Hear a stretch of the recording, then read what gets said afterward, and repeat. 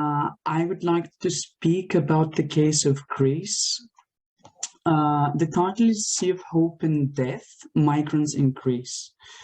But I will mostly focus on refugees, and to be very honest, there is not that much about hope in this case. You can gladly contact me also per email or per phone or per WhatsApp if you need any sources about the information provided, the pieces of information provided in the presentation. I would like to start with a short video. It's about 3 minutes. It is a video that is very recent, which shows a conversation between the Greek Prime Minister and the Dutch journalist. You should try to have as much as possible a good quality of sound or make it a bit loud. I will also activate subtitles, hoping it will help someone. So let's see this video for about 3 minutes because it includes all the elements about our conversation.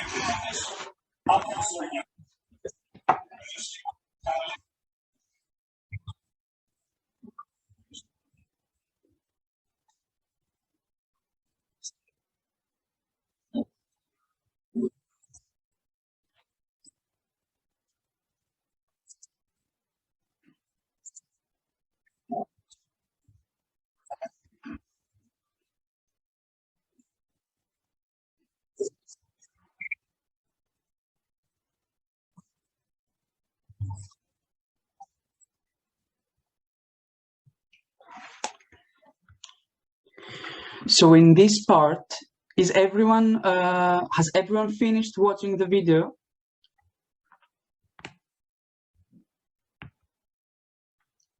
Can everyone hear me?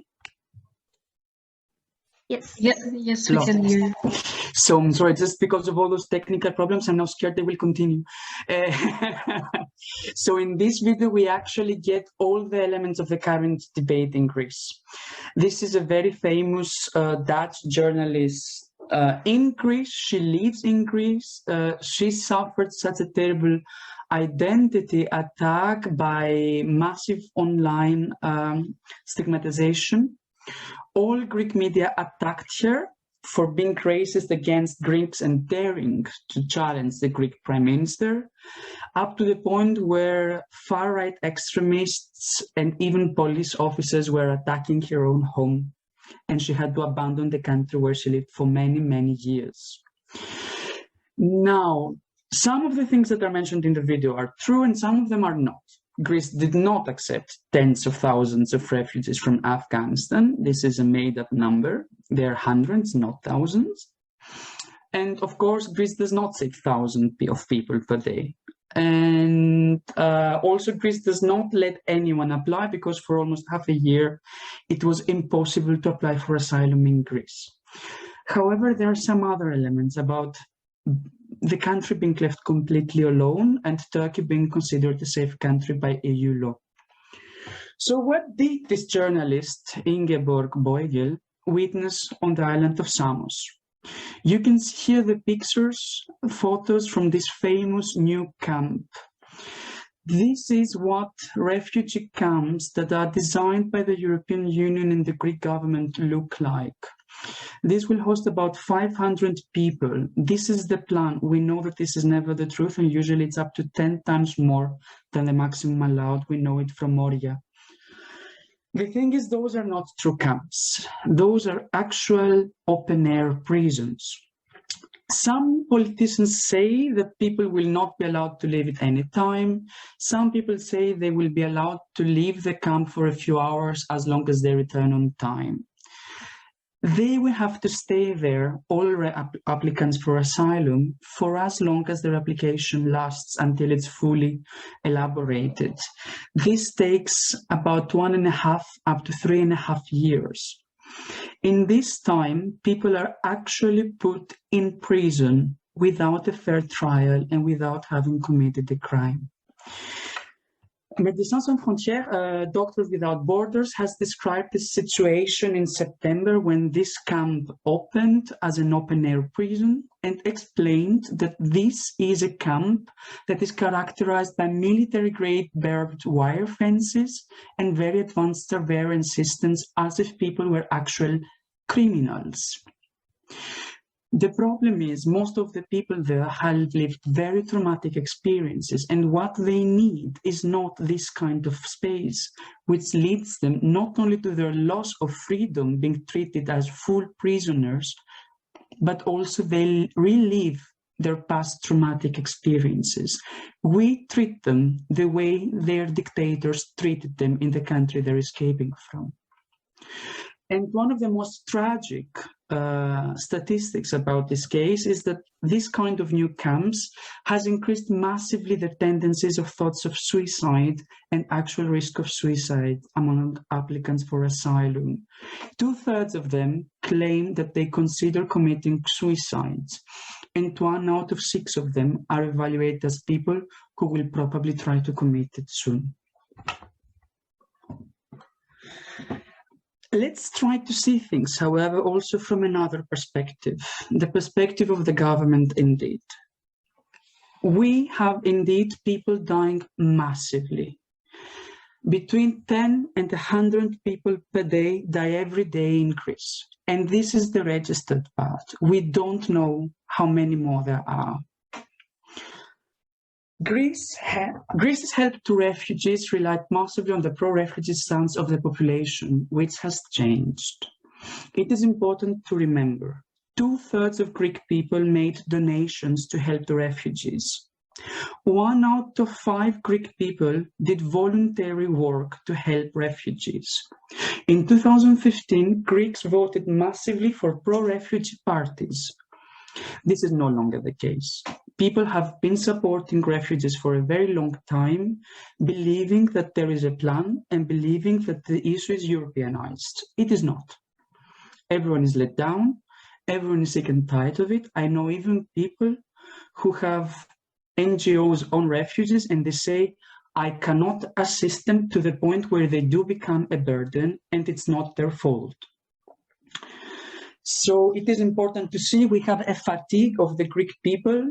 It was a big part of the Greek policy for the refugee crisis that the Greek population was supporting on a voluntary base those people, and we no longer do it because it's almost the 7th year now. The members of the European Union had never respected their commitments over 5 years. I'm saying 5 instead of 7 because I mean the time where the refugee policy changed, which is 2 years ago. And they never really helped. Any government saying they will have a pro-refugee stance, relying on the fact that the European Union or other European countries will help, is not reliable, because the European Union members are not reliable. They never respected the commitments that they had in both their agreements with Greece. They never helped, and almost no country received as many refugees as the relocation plan included. Currently, there are so many anti-refugee parties and so many governments of different member states of the European Union that the Greek government having a stance in favor of assisting refugees would indeed damage the position of the country in the European Union. We saw it with Austria, we saw it with Denmark, we saw it with Hungary, we saw it with CSU in Germany.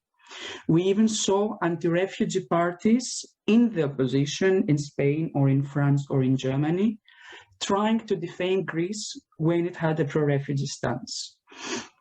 In the current timing, it is obvious that Greece could not afford losing even more allies in other governments in the European Union.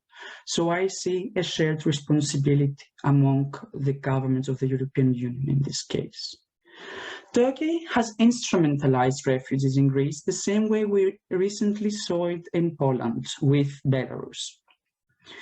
Even Alexis Tsipras, the former prime minister and head of the opposition party in Greece, said that he would have done the same in the border with Turkey a few months ago, where there was a massive attack with the assistance of the police of Turkey, because no one can afford allowing Erdogan to instrumentalize refugees in this way. And in this case, many pro-refugee parties, the Socialist Party, a Central Party, or Syriza in this case, agreed that there was no alternative. We cannot allow Erdogan to instrumentalize refugees in a way that, in order to help them for a few days, we damage them in the long term. And of course, something that we already heard, Frontex is really involved in all those crucial, barbaric, indeed barbaric, absolutely prohibited by international law with no exception, pushbacks. This is not only in Greece. This is Frontex. This is a European phenomenon. We witnessed it a lot in Spain. We witnessed it a lot in Malta. It is definitely the worst situation in Greece in comparison to things that we have in other countries. But Frontex has a big responsibility. We have a lot of, it's not really evidence because those are interviews, but a lot of people who have been harassed by border authorities have made descriptions of what their torturers looked like, and they were described as people who worked for Frontex. People wearing Frontex clothes and taking the clothes of refugees, hitting them, pissing on them, treating them in the worst way possible, just to have fun with them. To be really honest, I think this is an amazing letdown. We're practically treating them in a way that will lead them to suicide. We are degrading them. We do not respect international law. But the problem in my perspective, and I'm not expressing any understanding for the stance of the current Greek government or of Frontex, but this is not exclusively a Greek problem. The current government made it worse, but this is a problem that begins in Brussels. This camp and Frontex are funded by funds from Brussels, and in an indirect way, all of us who have in a way contributed to the budget of the European Union, we have blood in our hands. So I on purpose would prefer to leave some time for question and remarks instead of giving more information. So I'm open to anything you would like to say, and you can gladly contact me also per email and telephone.